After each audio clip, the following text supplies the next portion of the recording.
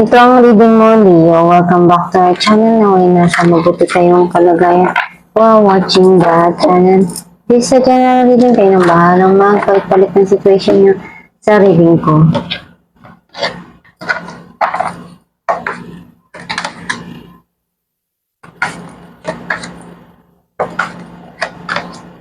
I can say goodbye to you. No matter how I try. At the bottom of the deck, Knight of Pentacles.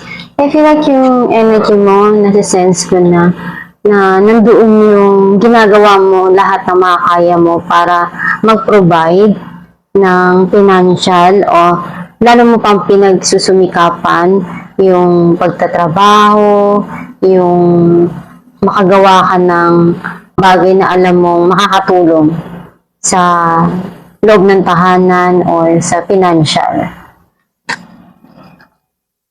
Ang mensahe ng card mo, nakikita ko na andun yung mga bagay na pinupunuan mo, yung makakaya mo dun sa lahat ng mga dumarating sa buhay mo. Some of you, pwedeng you still keep on hoping kung ano yung mga bagay na makuha mo or ma-achieve mo sa buhay. May mga pangarap ka pa na gusto mo maabot.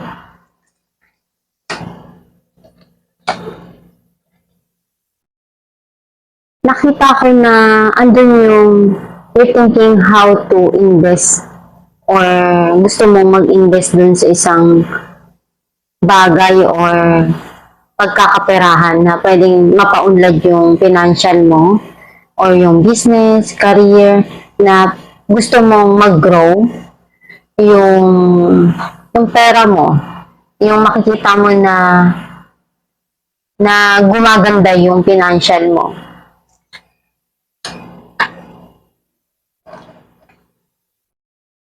Pagdating sa yung emotional na nararamdaman, may mga gusto ka ng kalimutan, iwanan, and mas gusto mo na kung ano yung nasa ngayon, ayun yung haharapin mo, ayun yung sa tingin mo mas kailangan na gawan ng paraan.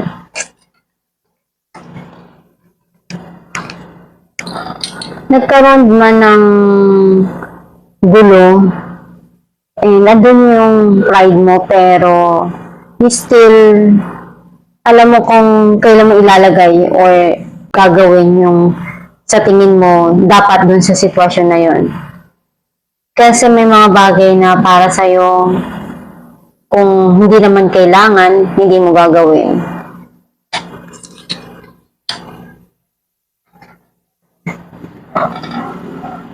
Sometimes, nandun sa point na nalulungkot ka, feeling mo, iniwan ka, or some of you, feeling mo, meron kang, alam mo yung, nararamdaman mo yung nabibitin sa panggastos, pero alam mo sa sarili mo na makakaalis ka rin dyan. Hindi naman palagi na ganun yung darating sa'yo, kasi napakasipag mong tao.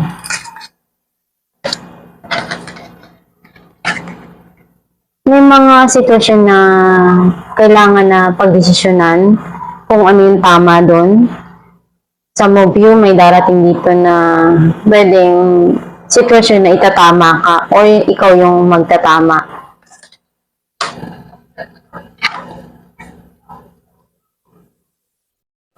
Na burnout ka, napagod ka, kaya kailangan naman na bigyan ng panahon yung sarili na magpahinga. Kasi alam mo sa sarili mo na yung mga bagay na magulo or hindi ka makaalis doon, kailangan na bigyan mo ng time na alam mo yung makamove on doon. Or kailangan mo isa-isa yun na bunutin yung mga bagay na para sa'yo mabigat.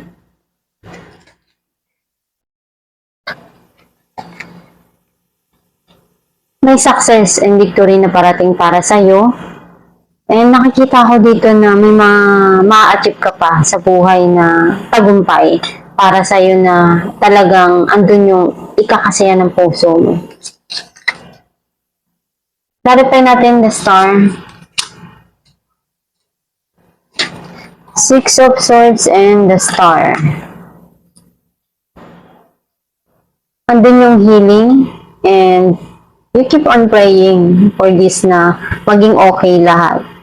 Kasi isa ito sa mga talagang gusto mong makuha at umaasa ka na one day maging okay lahat.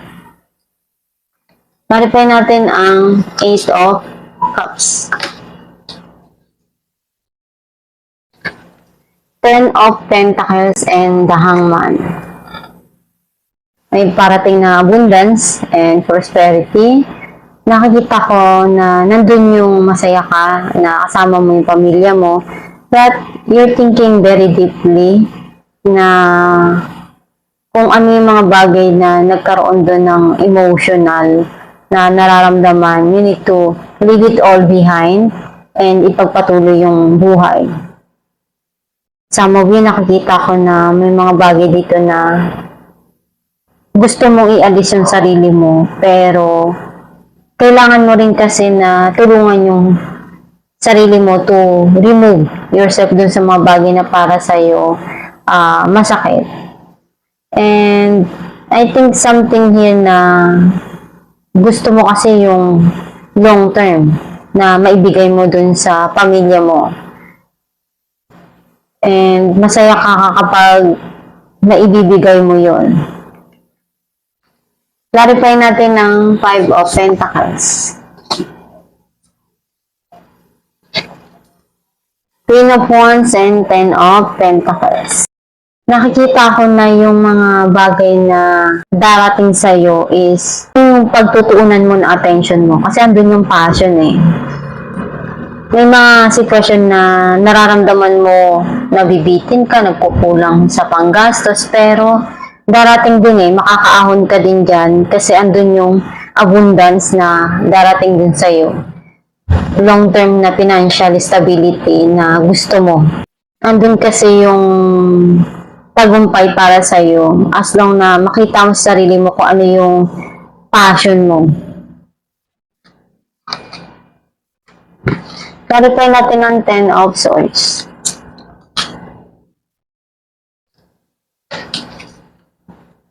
The Emperor and Five of Swords.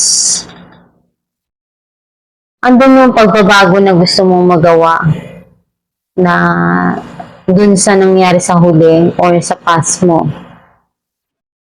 And nagkaroon man ng feeling mo yung napagod na stress ka dun or something na feeling exhausted ka. But you need to control yourself dun sa mga bagay na para sa'yo mabigat. Kung kailangan na i-release mo muna yung sarili mo dun, you need to do it. Kasi ikaw rin naman makakagawa ng pagbabago na gusto mo. Clarify natin ng Queen of Pentacles. Judgment and Two of Wands. Mga plano ka dito para sa gusto mo, para sa future, or sa buhay mo.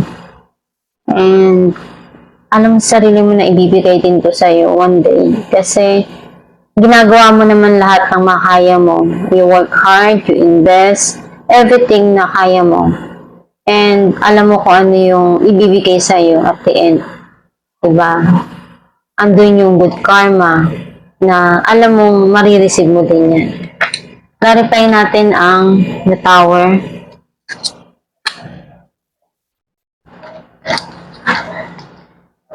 The Hierophant and Page of Swords. Alam mo kung ano yung makakabuti dun sa bawat sitwasyon na dumarating sa buhay mo. And pinag-aaralan mo yung mga strategy na kailangan mo dun. Kasi alam mo naman sa sarili mo na kaya mo eh. And may mga inaalam ka lang dito. Clarify natin ang Judgment. Temperance and Nine of Pentacles. Masaya ka doon sa mga na-achieve mo na goal. Kailangan lang talaga ng mahabang pasensya sa mga dumarating sa buhay mo. Kung magdedesisyon, kailangan pag-isipan ng mabuti para hindi ka magkamali. And alam mo naman kung ano yung kailangan mo na gawin.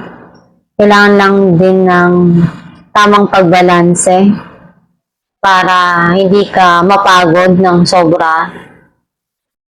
And ando naman na magiging stable naman yan as long na gagawa mo yung mga bagay na makakabuti sa financial mo. And masaya ka naman na na-achieve mo kung ano yung gusto mo. Clarify natin ang Six of Wands. Six of Wands and the High Priestess. Nararamdaman mo na to. Di ba, oh? Parang Six of Wands, success, victory. Parating na to eh. Nararamdaman mo sa sarili mo kasi mataas din yung intuition mo. Kumbaga, malakas. Habang tumatagal, alam mo sa sarili mo na unti-unti na darating din kung ano yung gusto mo ma-achieve sa buhay na talagang para sa'yo, iyon na. Darating at darating yan, basta magdasal ka lang palagi at sipagan mo lang. Ma-achieve mo din yan. Alam natin kung anong sign ng yung gabay.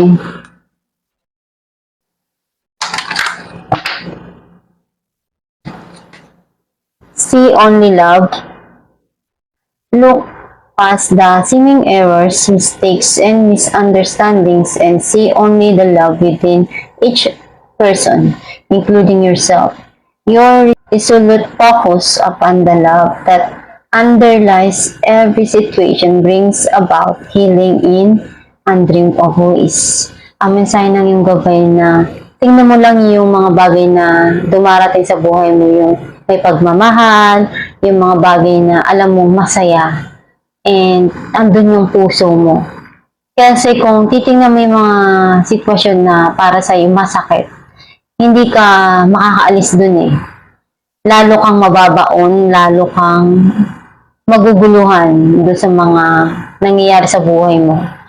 You need to remove the negative feelings, thoughts. Kasi kung hindi mo maiaalis yun, hindi ka makaka-move on. Hindi ka makakabangon. Kailangan mo na isipin sa sarili mo kung ano yung mga bagay na makakabuti para sa'yo. Basta magdasal ka lang palagi at magsumikap lang. And one day, kung ano yung mga gusto mong mangyari sa buhay mo, ma-achieve at ma-achieve mo yan. Basta, huwag ka lang makalimot sa Diyos. At itong yung reading Leo, kung nakaresonate ka, kindly comment down below. Thank you for watching.